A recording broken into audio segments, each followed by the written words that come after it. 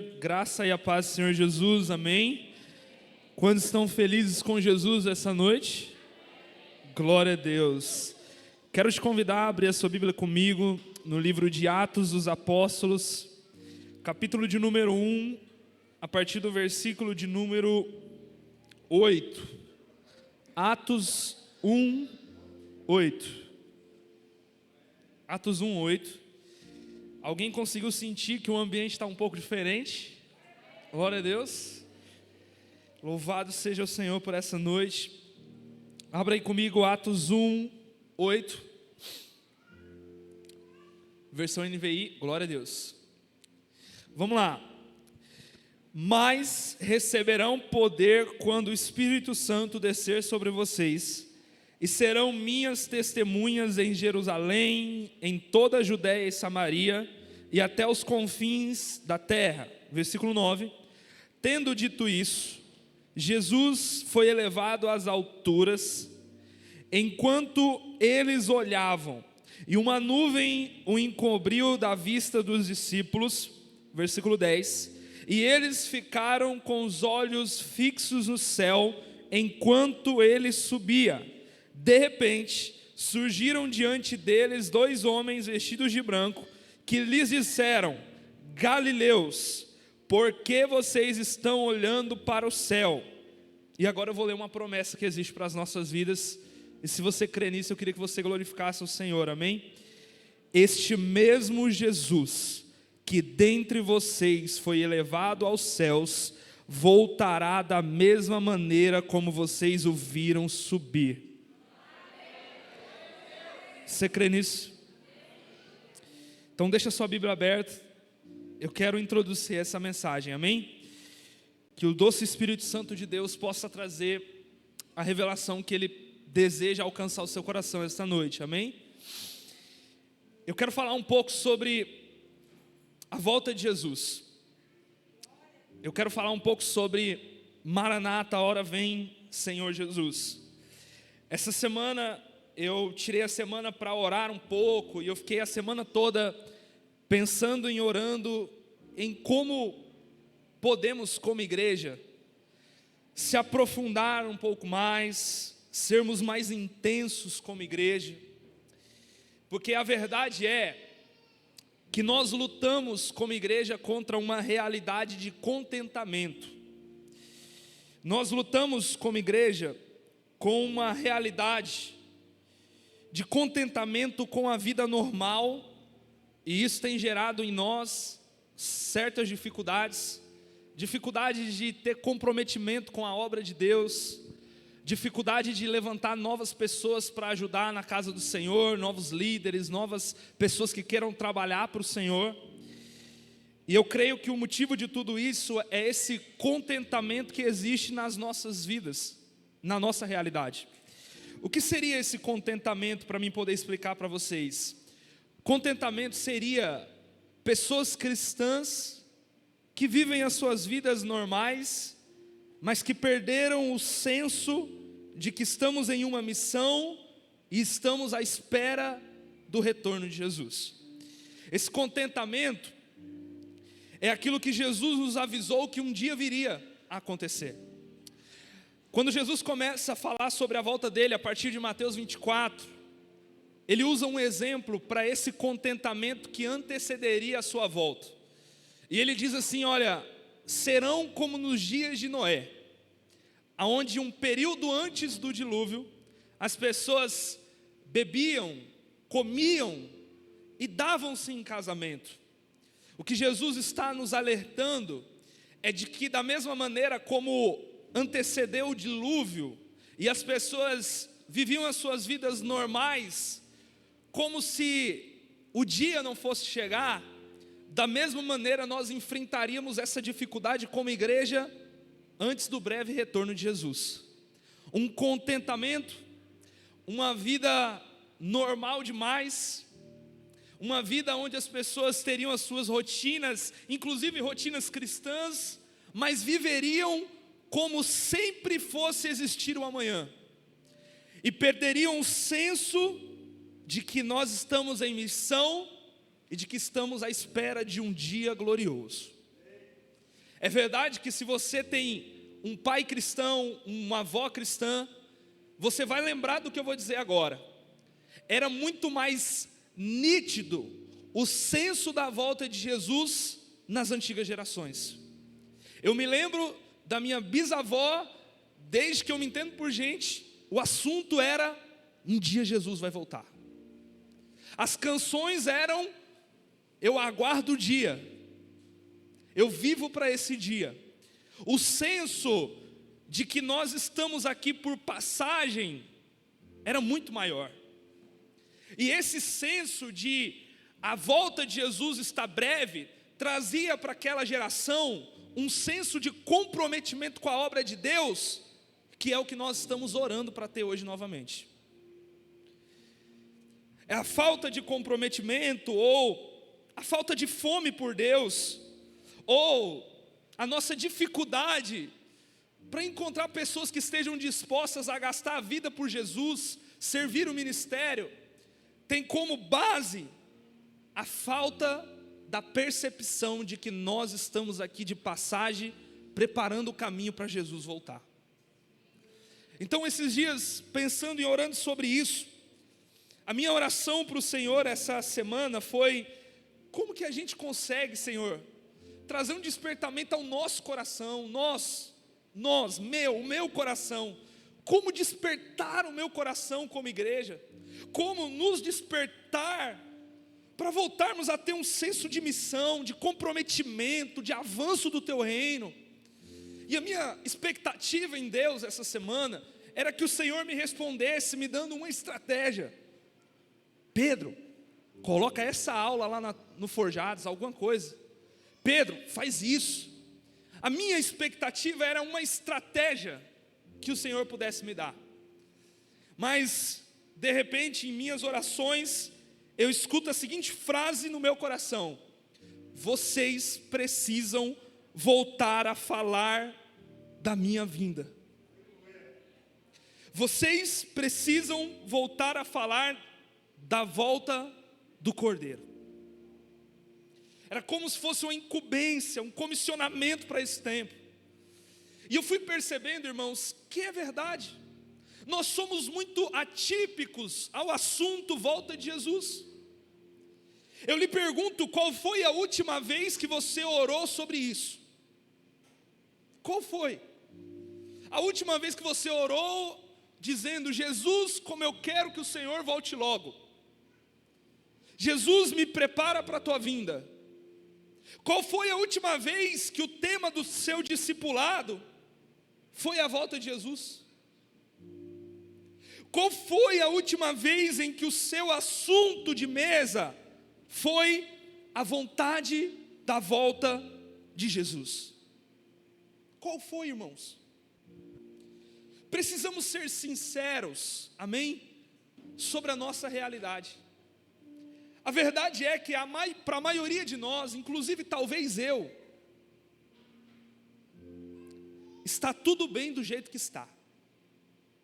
A gente cumprindo o nosso ministério, a gente vivendo as promessas, a gente indo bem profissionalmente, está tudo bem, parece que não falta nada para nós, está tudo bem.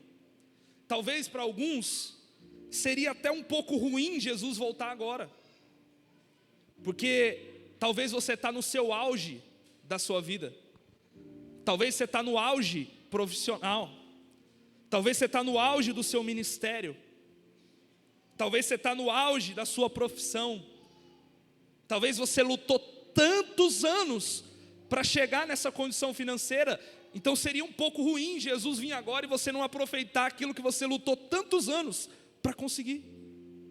Você lutou tantos anos para conseguir um carro, e agora que você comprou, se Jesus vir agora, você não aproveitou. Então, espera mais um pouquinho.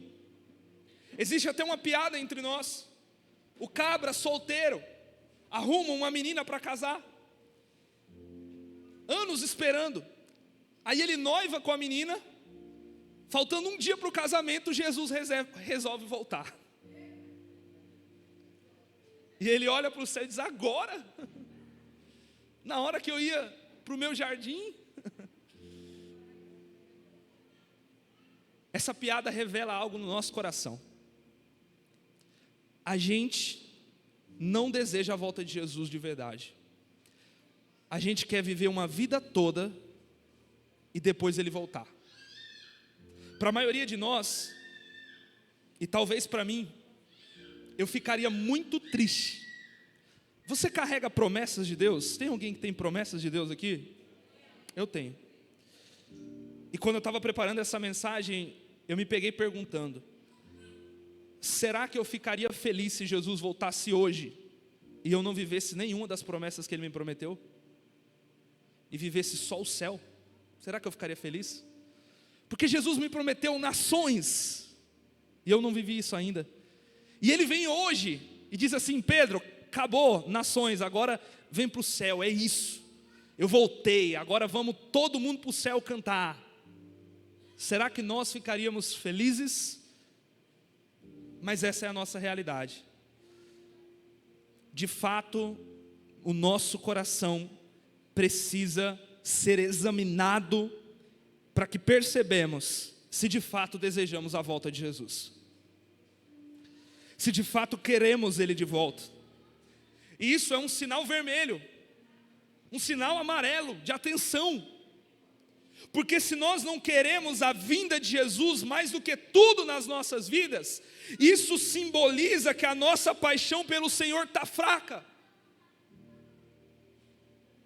Porque a única coisa que nós não temos aqui agora é Ele, presente.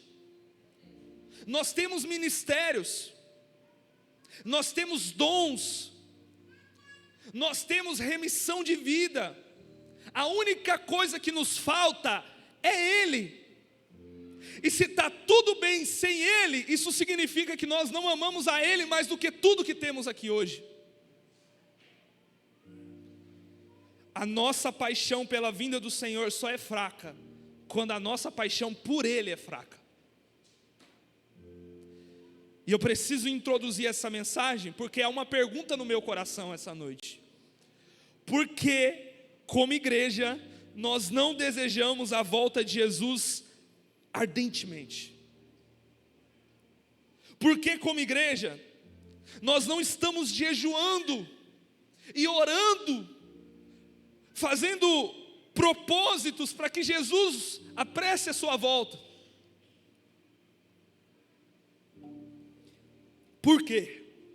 E eu penso que são por dois motivos. Eu quero que você anote aí. Eu quero que você anote, porque vai ser em cima desses motivos que nós iremos caminhar aqui essa noite, para que a gente possa orar. Primeiro motivo, que penso eu, que tira de nós a vontade da volta de Jesus: a falta de conhecimento e clareza a respeito da vinda do Senhor. Anote isso. A falta de conhecimento e clareza a respeito da volta do Senhor. Nós jamais desejaremos algo que a gente não conhece. O meu povo perece por falta do que, igreja? Vamos lá, vocês estão comigo? O meu povo perece por falta de conhecimento. Então, sem conhecer a volta de Jesus, o que vai acontecer? Dificilmente nós vamos ter paixão por isso. Segundo motivo, pelo qual talvez nós não desejamos a volta de Jesus de forma tão ardente: falta de paixão pelo Senhor. Tem alguma coisa que está reinando mais no nosso coração. Deixa eu lhe fazer uma pergunta. Se fosse para você escolher agora, o teu ministério ou a vinda de Jesus, qual você escolheria? Se fosse para escolher agora as promessas poderosas que existem sobre a sua vida, ou que Jesus voltasse agora, qual você escolheria? Se fosse para escolher agora entre a sua profissão e que Jesus voltasse hoje, e tudo que você demorou anos para construir ficasse aqui, qual você escolheria? E eu quero caminhar em cima desses pontos. Anotaram? Amém? Eu quero caminhar primeiro, nesse primeiro ponto, a falta de conhecimento sobre a vinda do Senhor. Eu quero, no nome de Jesus, trazer um pouco de clareza sobre alguns pontos que a Escritura nos ensina sobre a volta de Jesus. É claro que em 30, 20 minutos não dá para trazer uma aula escatológica, não dá. E também esse não é o meu intuito essa noite, mas o que eu quero é trazer um pouco de clareza sobre alguns pontos que eu percebo que nos atrapalham a ter essa paixão pela volta do Senhor. E eu quero que você anote junto comigo na ministração. Primeiro ponto que eu quero trazer uma clareza essa noite sobre a volta do Senhor. Anote bem assim: a volta de Jesus não é o fim do mundo. A volta de Jesus não é o fim do mundo. Escute aqui e olhe para mim com muita atenção, porque eu preciso construir esse pensamento. A maioria das pessoas tem mais medo da volta de Jesus do que desejo por ela. Repito isso. A maioria das pessoas tem mais medo da volta de Jesus do que anseio por ela. Tem gente que não pode ouvir um trovão mais forte, que começa a tremer e dizer: meu Deus, Jesus está voltando, eu não tirei as roupas do varal, vai ficar aí, vão tudo ver. Nessa chuva que teve agora, sexta-feira ou quinta-feira passada, né? Meu Deus, eu imagino o tanto de gente que na hora que começou a chover forte mesmo, não olhou para o céu e disse assim: Ele está voltando. Mas isso nos dá um alerta, irmão. Por que a gente tem mais medo da volta de Jesus do que anseio por ela? Eu já vi crente falar assim: meu Deus, misericórdia quando Jesus voltar. Misericórdia. Como misericórdia? Se é a melhor coisa que vai acontecer nas nossas vidas é esse dia. Maranata.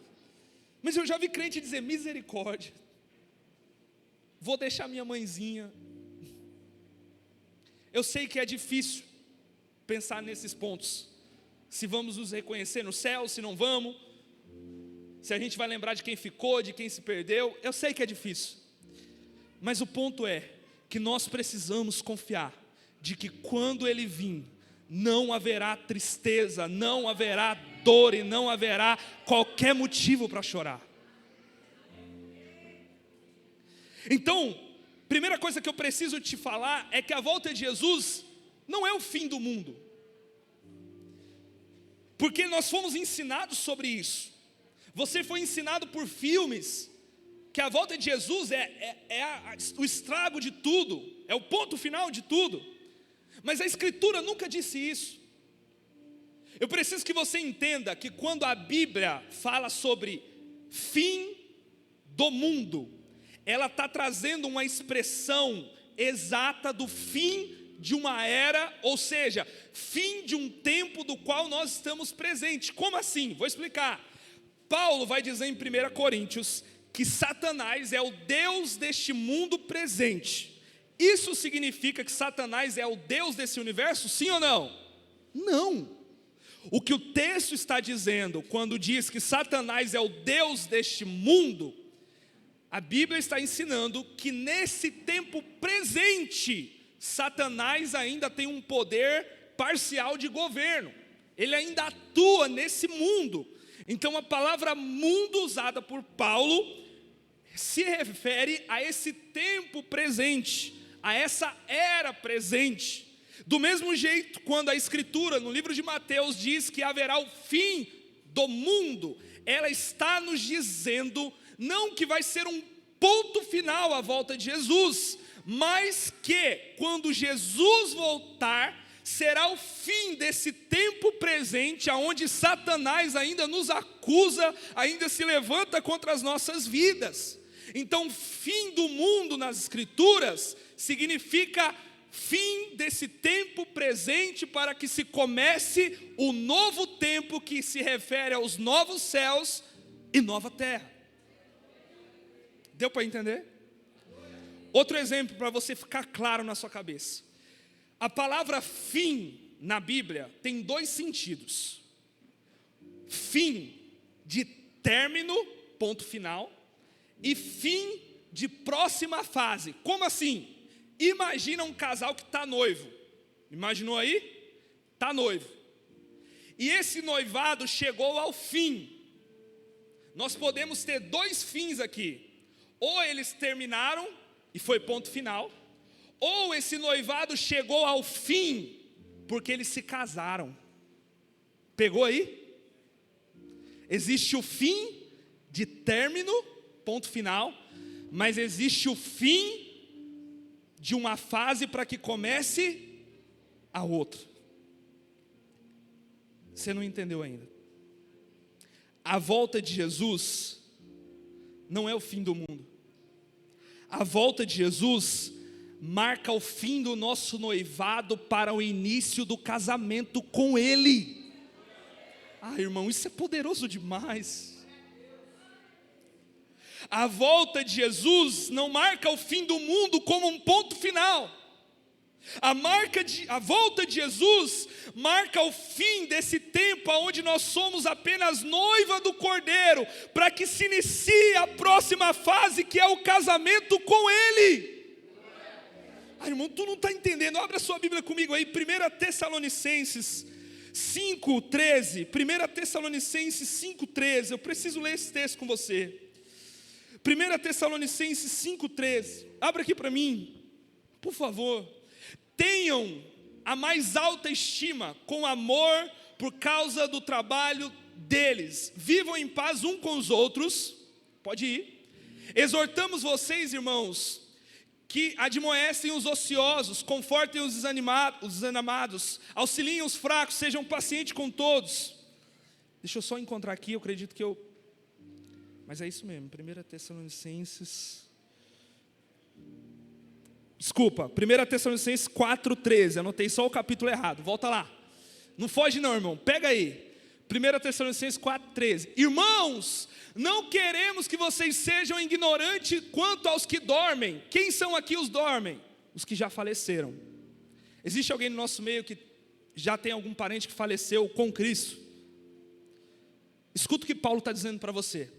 Não queremos que vocês sejam ignorantes quanto aos que dormem, para que não se entristeçam como os outros que não têm esperança. Nós temos esperança, diga amém. Se cremos que Jesus morreu e ressurgiu, cremos que Deus também, por meio de Jesus, trará com Ele aqueles que já dormiram nele. Vai, conforme a palavra do Senhor, dizemos a vocês que nós, os que estivermos vivos, os que ficarmos até a vinda do Senhor, certamente não precederemos os que dormem. Porque dada a ordem, irmão, olha isso, dada a ordem com a voz do arcanjo e o ressoar da trombeta de Deus, o próprio Senhor descerá dos céus e os mortos em Cristo ressuscitarão primeiro. Depois nós, os que estivermos vivos, seremos arrebatados com eles nas nuvens para o encontro com o Senhor nos ares, e assim estaremos com o Senhor para sempre. Não tem como isso daqui ser o fim do mundo, irmão. Isso daqui é o começo de tudo. Abre sua Bíblia comigo, Apocalipse 21. Apocalipse 21, versículo 1.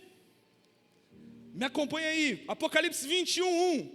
Então vi novos céus e nova terra, pois o primeiro céu e a primeira terra já tinham passado e o mar já não existe. Vi a cidade santa, a nova Jerusalém, que descia dos céus da parte de Deus, preparada como uma noiva adornada para o seu esposo. A volta de Jesus não é o fim do mundo, você não precisa ter medo. A volta de Jesus é o fim do nosso noivado, é quando a igreja vai entrar no altar para se casar com Jesus pelo fim dos tempos, e para sempre nós estaremos com o nosso amado, irmãos.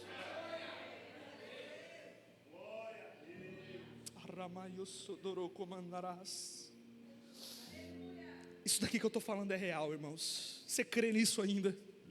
Você ainda acredita nisso? Deixa eu contar uma experiência para você. A minha bisavó viveu dos 25 até os 95 dedicada ao Evangelho. Ela era aquela irmã do coque. A veste dela, você sabe como que era, dedicada ao Senhor, amava o Senhor mais do que tudo nessa vida. Na semana que ela falece e volta para o Senhor, uma irmã que nós não sabemos quem é, a minha bisavó morava na casa da minha avó, nos últimos dias dela. Quando a minha bisavó falece, essa irmã liga e diz para minha avó: eu tive uma visão com a sua casa. Eu sonhei que parava uma limusine de casamento na porta da tua casa. Descia um noivo, entrava na tua casa e buscava dentro da tua casa uma noiva toda arrumada como se estivesse indo para o casamento. E levava ela para o casório. 2 dias depois minha bisavó falece. Quando eu ouvi essa experiência, a reação que eu tive foi: é verdade o que a Bíblia diz para a gente. O noivo está nos aguardando com a limusine para nos buscar, irmãos. É verdade o que a Escritura diz. Ele vai voltar para buscar a gente e se casar conosco. Ramasso yomandaralamas. Rimando-se que mandarás.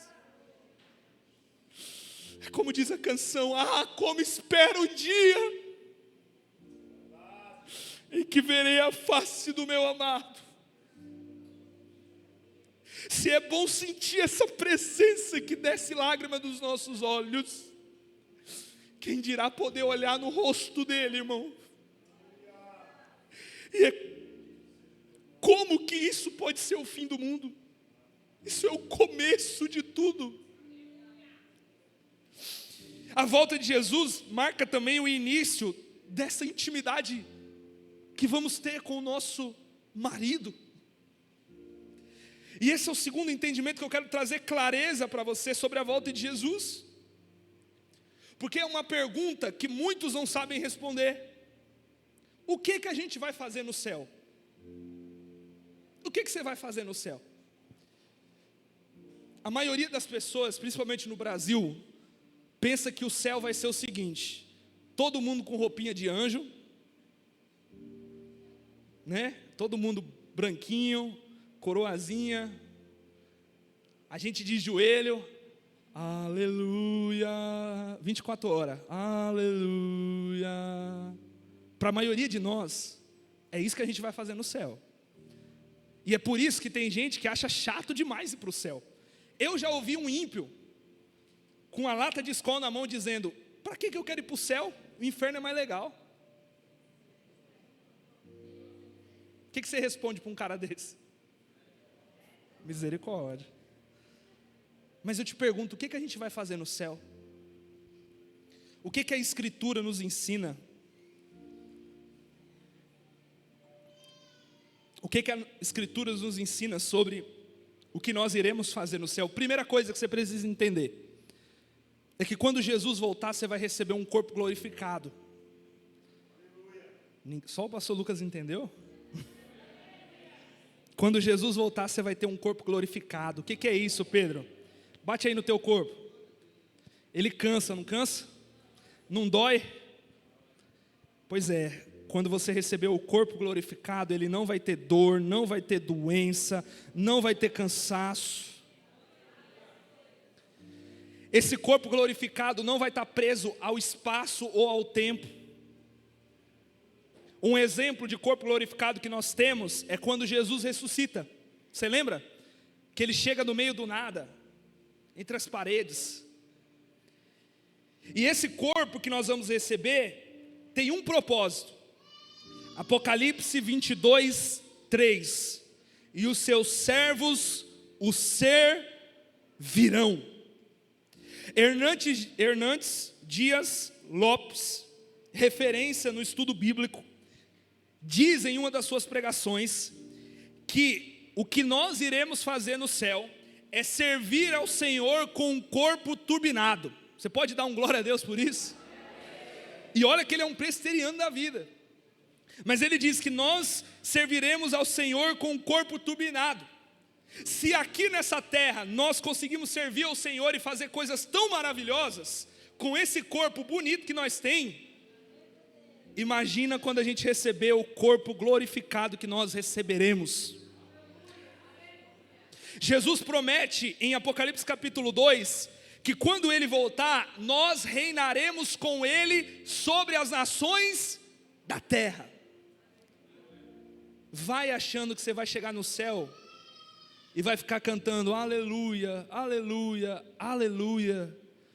Nós não temos muitas informações sobre o que vamos fazer lá, mas o que é claro nas Escrituras é que nós continuaremos servindo ao Senhor, porém com um corpo glorificado e reinando com Ele junto às nações.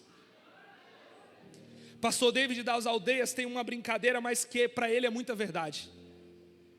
A gente perguntou para ele, disse assim: pastor, o senhor nunca quis ir para Jerusalém, conhecer Israel?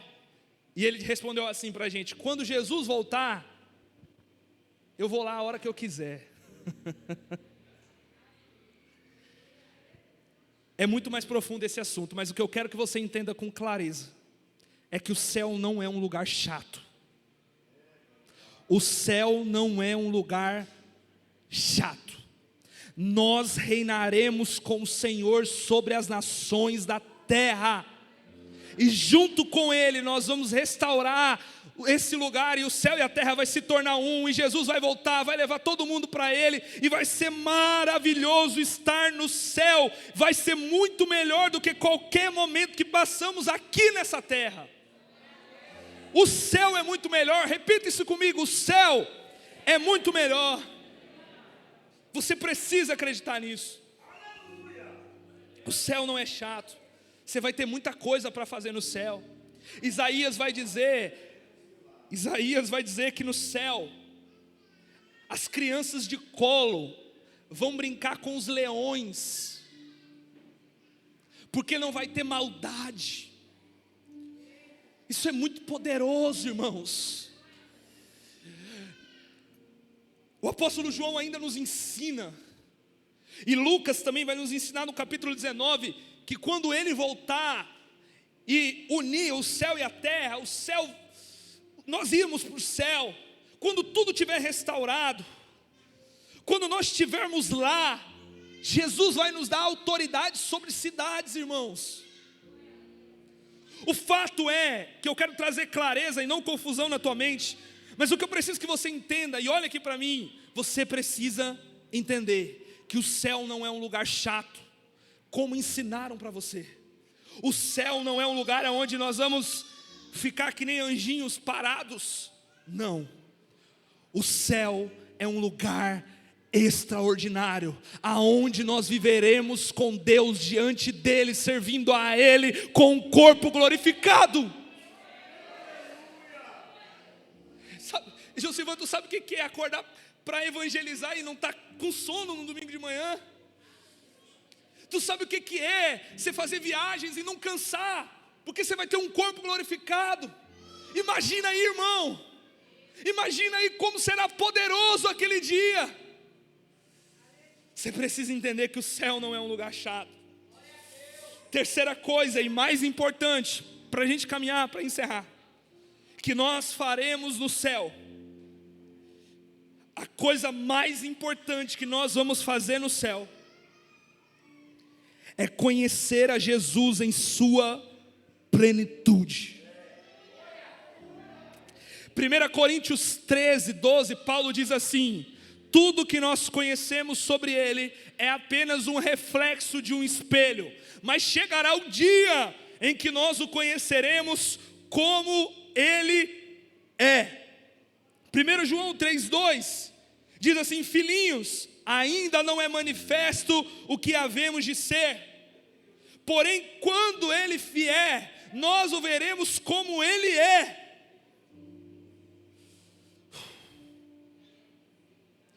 A cada dia na terra, você está conhecendo um pouquinho Deus mais. Cada oração que você faz, você conhece Ele um pouco mais. E quando Ele voltar, nós o conheceremos em sua plenitude. É verdade, irmãos. que eu poderia dizer para você que a coisa mais linda da volta de Jesus seriam as ruas de ouro que a gente vai pisar. Poderia dizer para você que serão os portões celestiais. Poderia dizer para você que a coisa mais linda da volta de Jesus é os nossos inimigos que vão ser vencidos. Mas eu estaria mentindo para você. Porque a coisa mais linda da volta de Jesus é o fato de que aquilo que experimentamos apenas na nossa alma e no nosso espírito, de que aquilo que nós tanto buscamos, que é a presença dEle, nós teremos por plenitude. A coisa mais linda do céu e da volta de Jesus é o fato de que poderemos o abraçar fisicamente. Se você é casado e está ao lado do seu cônjuge, dá um abraço nele aí, rapidinho, sentado mesmo. Se você não é, até Jesus voltar, em nome de Jesus, é bom demais sentir um abraço, não é?